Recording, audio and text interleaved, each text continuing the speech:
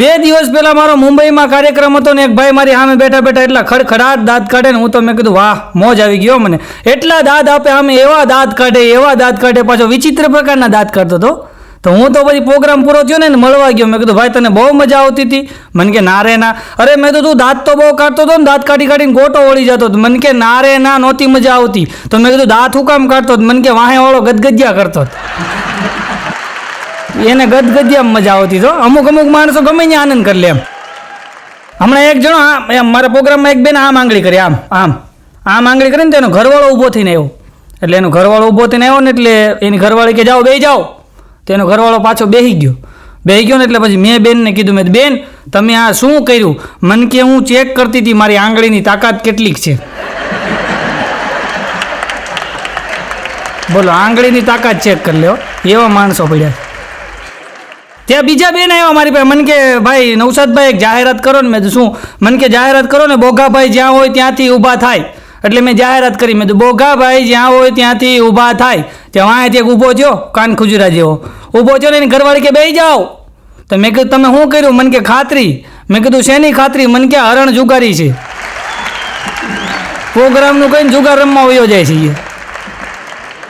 હરણ જુગાર. હમણાં એક બેન બાજુવાળા બેનને કહેતા હતો એ કે રાતે મોટર ચાલુ રહી ગઈ હતી. તો ઓલા બેન કે ના રે ના કેમ એમ કહો છો? એ કે ના અવાજ બહુ આવતો હતો ને એટલે કે તો તારા ભાઈ છે ને નાખોરા ઢળતા હતા. હમણાં એક જણો ઉદાસ બેઠો હતો. હું એની પાસે ગયો મેં ભલામણા ઉદાસ કેમ બેઠો? મોજ કર. આ માણસો બધા જો મોજ કરે અને તું ઉદાસ બેઠો.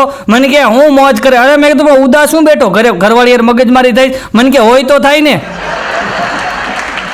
પણ મેં કીધું કેમ નથી? અરે મને કે 45 વર્ષ કોરા કાઢ્યા ગયા. ઘરવાળીની ક્યાં કરો? હગાઈ હોતે નથી થઈ જઈ ગયા. મગજમારીની કરો છે ગયા તમે. પણ મેં કીધું તો ઉદાસ કેમ બેઠો? આનંદ કર. મને કે હું આનંદ કરે? હમણાં હાથમ આઈટમમાં 4 દી જુગાર રમ્યો હોય ગયા. મારા નસીબ તો જોવો હોય કે જુગારમાં રાણી નું આવી.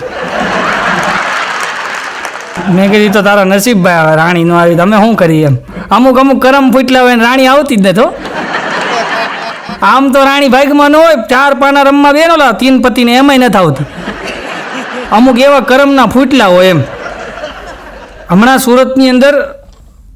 સુરતની અંદર એક દાદાએ એક યુવાનને મકાન ભાડે આપ્યું.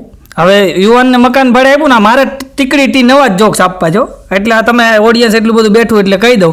સુરતની અંદર દાદાએ બરાબર મકાન ભાડે આપ્યું એક યુવાનને. એકલો યુવાન રહે, હજીરાની અંદર નોકરી કરે અને યુવાન રહે ને પણ હવે ત્યાં રોજ કોક ને કોક આવે.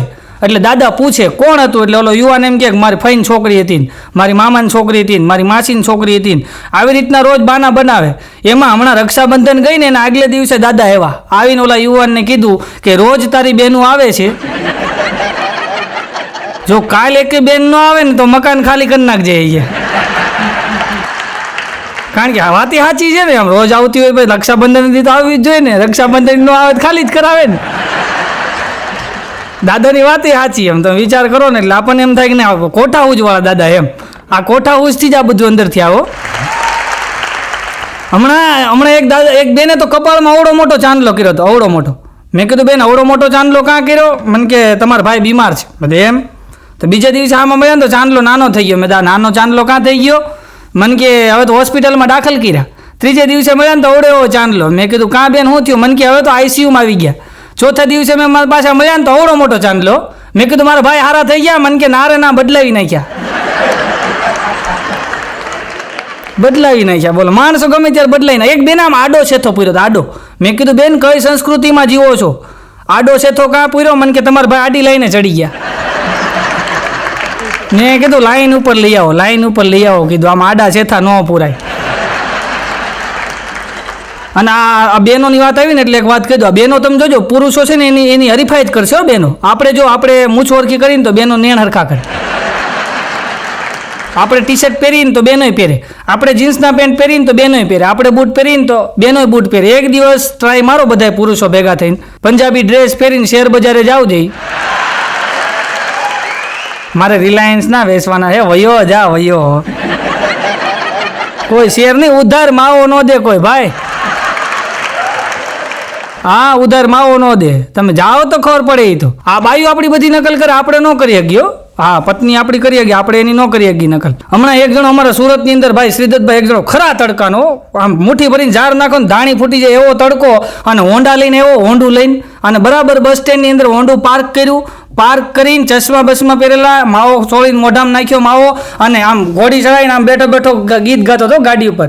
ચુપ ચુપ ખડે હો જરૂર કોઈ બાતે, પહેલી મુલાકાતે એ પહેલી મુલાકાતે, ચુપ ચુપ ખડે હો જરૂર કોઈ બાત, એટલું ગાઈ. ચુપ ચુપ ખડે હો જરૂર કોઈ બાતે. એટલે મેં કીધું અમને આ પૈસા આપે છે પ્રોગ્રામવાળા, તોય અમને એટલી ઉપડતી નથી, નાને ખરા તડકાની કાં ઉપડી એટલી બધી.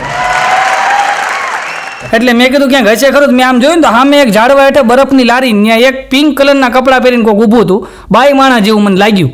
એટલે મેં કીધું હા બરાબર જેઠાલાલ છે. અને ત્યાં જોઈને ગાઈશ, ભલે ગાતો મેં એ મોસમ પકડી ગયો છે. એટલે આ પાછું એની સામું જોઈને ચુપ ચુપ ખડે હો જરૂર કોઈ બાતે. ત્યાં ઓલું જે હતું ને આમ અવળું ફરી, યા મૂંધા ઊભા થાય, બાઈ માણા હતા ને આમ ફર્યા, ફરીને આને કીધું એ પહેલી મુલાકાતે એ પહેલી મુલાકાતે. આ હોન્ડા મૂકીને ભાગી ગયો. એ ક્યાંય ઊભું જ ન રહે. આમ અમુક સમજી ગયા, અમુક નહીં સમજે, અમુકને કાલ લાઈટ થાય કે આ ભાઈ હું કહી ગયો એમ. હમણાં એક જણાને લગ્ન થતા હતા ને તો ઘોડા ઉપર બેઠો હતી, ઊંધો બેઠો ઊંધો. એલા મેં કીધું સીધો બે સીધો, આ ઘોડો છે. મને કે ભાઈ તું શાંતિ રાખ ને, ઘોડો હોનાની વીંટી ખાઈ ગયો છે. મેં કીધું વાટ જો ભાઈ નીકળે ત્યાં સુધી, કારણ કે આમાં તો વાટ જ જોવી પડે ને, બીજું કંઈ થાય નહીં. હમણાં એક જણો મારી પાસે મને કે ભાઈ એકય દાનમાં મુહૂર્ત નહીં જોવાનું, બરાબર? તમે ગમે એ દાન આપો મુહૂર્ત જોવાનું ન હોય. મને કે કન્યાદાનમાં જ મુહૂર્ત જોવાનું કેમ? હવે મારે શું જવાબ દેવો બોલો? આવો સવાલ કર્યો મને.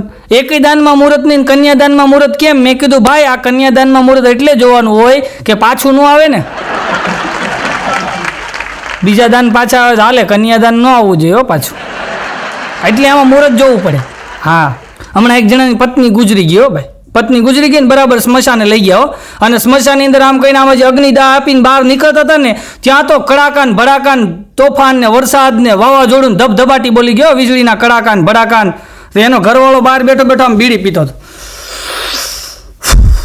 પછી આમ ઉપર જોઈને કે હા હવે પૂગી ગઈ લાગે, લ્યો.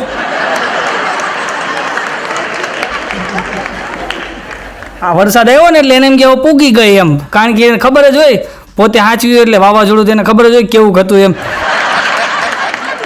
એ કે ઉપરથી આ વાવાઝોડું આવ્યું ને હવે પૂગી ગઈ પાક્કું એ કે. હા, અમુક હમણાં અમારા સુરતની અંદર ઉધના દરવાજા પાસે ભાઈ ખડી ગયેલી ગાડી, હાવ ઠોઠિયા જેવી મારુતિ હડેલી હાવ. એ ગાડી હતી ને 8-10 જણા ફરતા ઊભા હતા ને હરાજી ચાલુ હતી. એક જણો કે 1 લાખ, તે બીજો કે 2 લાખ, તે ત્રીજો કે 3 લાખ, ચોથો કે 4 લાખ. ત્યાંથી એક જણો નીકળ્યો, એને પૂછ્યું આ ઠોઠિયા જેવી ગાડીમાં એવું છે હું? તો તમે બધા 3 લાખ ને 4 લાખમાં બોલાવો છો. અને ત્યારે હરાજી કરતો હતો ને એ બોલ્યો ભાઈ આ ગાડી એવી છે કે આનું 8 વાર એક્સિડન્ટ થયું છે, હરેક વખતે પત્ની જ ગુજરી જાય છે. એટલે આને ગાડી ઉપર ઊભા કીધું મારા 10 લાખ 10 લાખ કે બધાને આમ ટાઢા પાણી જ કાઢવું છો. હા, ગમે એ હોય ને ટાઢા પાણી જ કાઢવું જાય તો સારું એમ. હમણાં એક જણો વાળ કપાઈ આવ્યો, વાળ કપાવીને ઘરે આવીને એની ઘરવાળી કે ડાર્લિંગ હું તારા કરતાં 10 વર્ષ નાનો લાગુ છું. તો એની ઘરવાળી કે એમ? જો ટકો કરાયો હોત ને તો હમણાં જન્મ હોત એવો જ લાગત કે. ટકો કરાયો હોત ને તો એ કે. પછી ઓલો કાંઈ બોલ્યો નહીં, વયો ગયો. એ કે આમાં કાંઈ બોલે એવું છે નહીં. ઓફિસથી એક જણો ઘરે આવો ઓફિસથી, એટલે જેવો ઘરે આવે ને એટલે એની ઘરવાળી કે તમે તો એવા લાગો. તો ઓલો કે કેવો લાગો કે એ નહીં કહું. રોજ એની ઘરવાળી એમ કે તમે તો એવા લાગો. ઓલો કે પણ કેવો લાગુ બોલ તો ખરી કે એ નહીં કહું. જેવો ઓલો ઓફિસથી ઘરે આવે ને એની ઘરવાળી રોજ બોલે તમે તો એવા લાગો. ઓલો એક દી એવો કંટાળો કે આજ તો તું બોલે જ હું કેવો લાગુ. એની ઘરવાળી કે બોલું પેલા આઈફોન લઈ દો. વળી આ કે હાલ લઈ દો, આઈફોન અપાઈ દીધો. આઈફોન અપાઈ દીધો પછી એની ઘરવાળીને કે પછી એની ઘરવાળી બોલી તમે તો એવા લાગો, તમે તો એવા લાગો.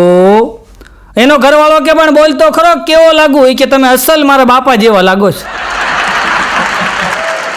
તો ઓલા મોબાઈલ આઈફોન હતો ને ડોલમાં નાખી દીધો હોય કે આ તો ખર્ચો મારો પાણીમાં ગયો ને કે. પેલા બોલી હોત તો મને ખબર પડે કે આઈફોન ન લઈ દેવાય અને ચાઇના ડબલું લઈ દેવાય. અમુક ગોટે ચડાવી દો.